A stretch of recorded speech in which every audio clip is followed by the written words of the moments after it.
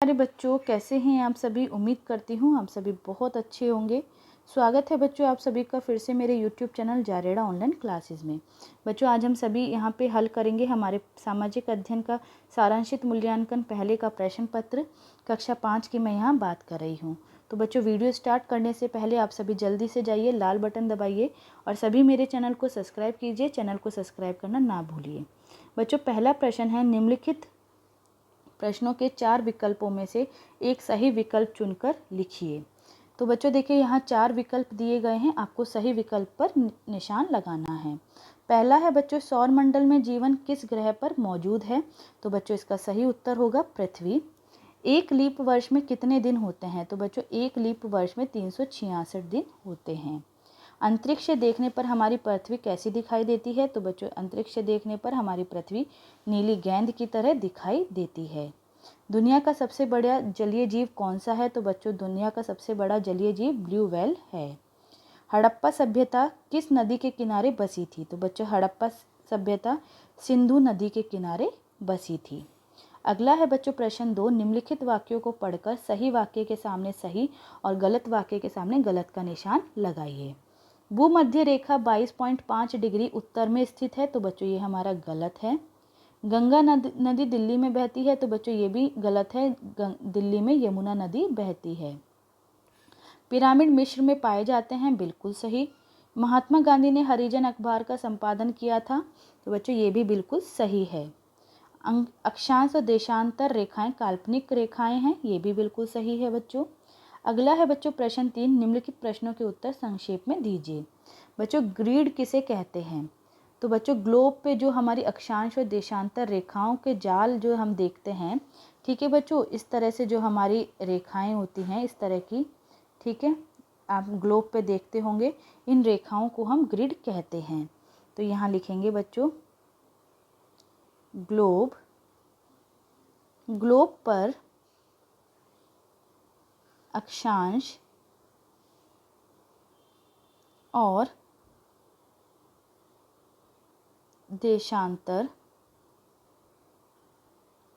रेखाओं के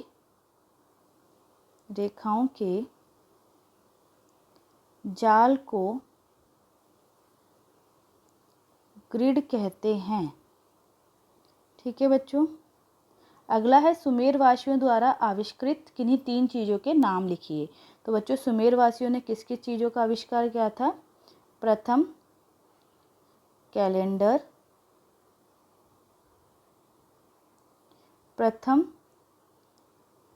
विद्यालय और प्रथम लिपि का इन्होंने आविष्कार किया था। ठीक है। अगला है बच्चों विश्व के महाद्वीपों के नाम लिखिए। तो बच्चों हमारे महाद्वीप कौन कौन से हैं। तो यहाँ हम उसके नाम लिखेंगे। ऑस्ट्रेलिया, यूरोप, एशिया, अफ्रीका, दक्षिण अमेरिका,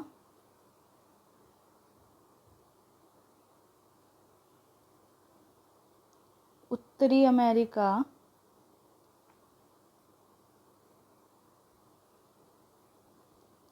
और अंटार्कटिका। ठीक है बच्चों। अगला प्रश्न है बच्चों महासागर किसे कहते हैं। तो बच्चों महासागर हम किसे कहते हैं। तो बच्चों पृथ्वी पर सबसे बड़े जल भंडार को हम महासागर कहते हैं, जहाँ पे बहुत सारा पानी हमारा इकट्ठा होता है। तो यहाँ लिखेंगे पृथ्वी पर सबसे बड़े जल भंडार को महासागर कहते हैं। अगला है बच्चों किसी स्थान की जलवायु को प्रभावित करने वाले 3 कारकों के नाम लिखिए। बच्चों किस वजह से जो हमारी जलवायु है वो प्रभावित होती है। तो देखिए बच्चों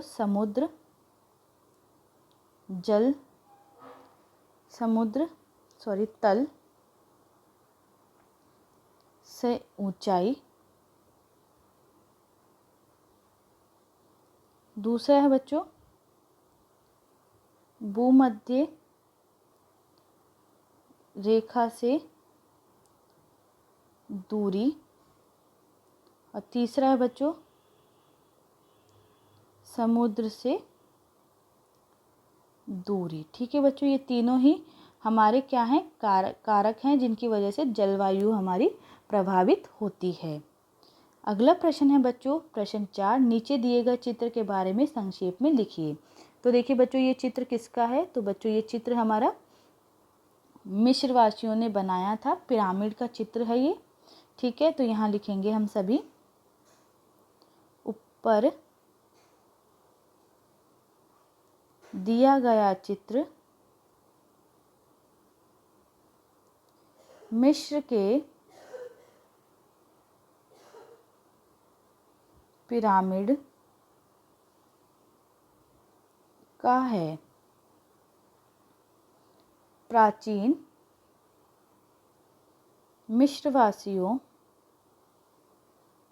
मिस्रवासी अपने राजाओं के लिए बड़े बड़े मकबरे बनवाते थे। ठीक है, उन्हें हम क्या कहते हैं, पिरामिड ही हम कहते हैं, जिन्हें पिरामिड कहते हैं। अगला प्रश्न है बच्चों वर्णनात्मक प्रश्न। बच्चों रेंज किसे कहते हैं, बच्चों खुली घास भूमि जिसमें किसान मवेशी पालते हैं उन्हें हम रेंज कहते हैं। तो यहाँ लिखेंगे खुली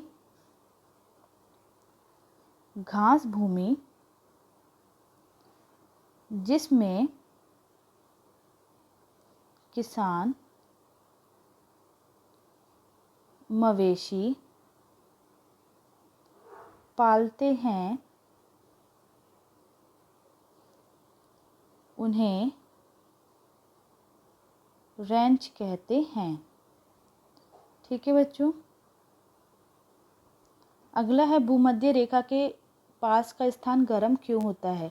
बच्चों भूमध्य रेखा के पास का स्थान इसलिए गर्म होता है क्योंकि बच्चों सूर्य की जो किरणें होती है वहाँ सीधी किरणें पड़ती हैं। ठीक है, इसीलिए उसके आसपास का जो स्थान होता है वो गर्म होता है। तो यहाँ लिखेंगे भूमध्य रेखा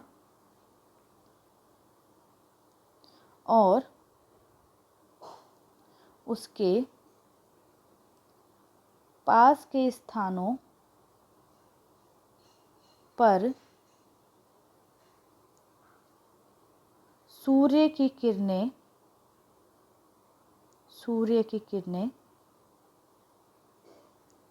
सीधी पड़ती है, इसलिए भूमध्य रेखा के पास के स्थान